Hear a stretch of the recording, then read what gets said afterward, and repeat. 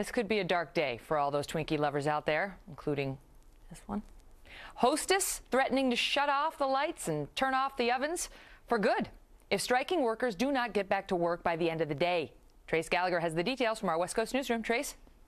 And the reason, Megan, that Hostess filed for bankruptcy back in January to begin with is because they could not come to terms with any of their unions when it came to wages, benefits, and health care. Now, since then, they have come to terms with the Teamsters, which is their biggest union, but they have not struck a deal with the Bakers Union, and that's who is now on strike. So you have 23 of the company's 36 bakeries around the country striking, and if the strike continues until 5 o'clock today, Hostess is asking a judge to allow them to shut the company down for good and sell off all the assets, saying, and I'm quoting here, "We simply do not have the financial resources to survive an ongoing national strike." Now, 13,000 of Hostess's 18,000 employees are not on strike, but their jobs are in great jeopardy. And one of those employees said, quote, "It's frustrating because everybody here feels like, what are you going to strike for? They're in bankruptcy. It's not like you can gain pay wage or anything like that.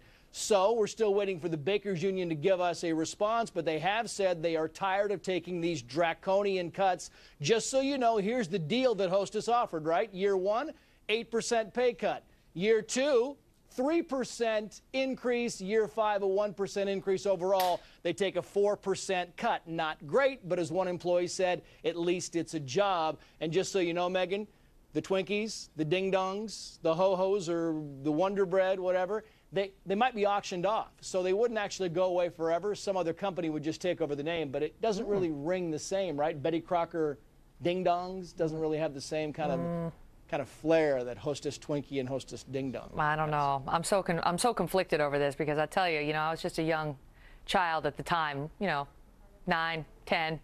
But I ate a lot of those Twinkies. A lot of Twinkies, and you should have seen the look on my parents' face when I got back from those summers at Nana's. Oh, she's going to be with us for a long time, they used to say. All right, I got to go.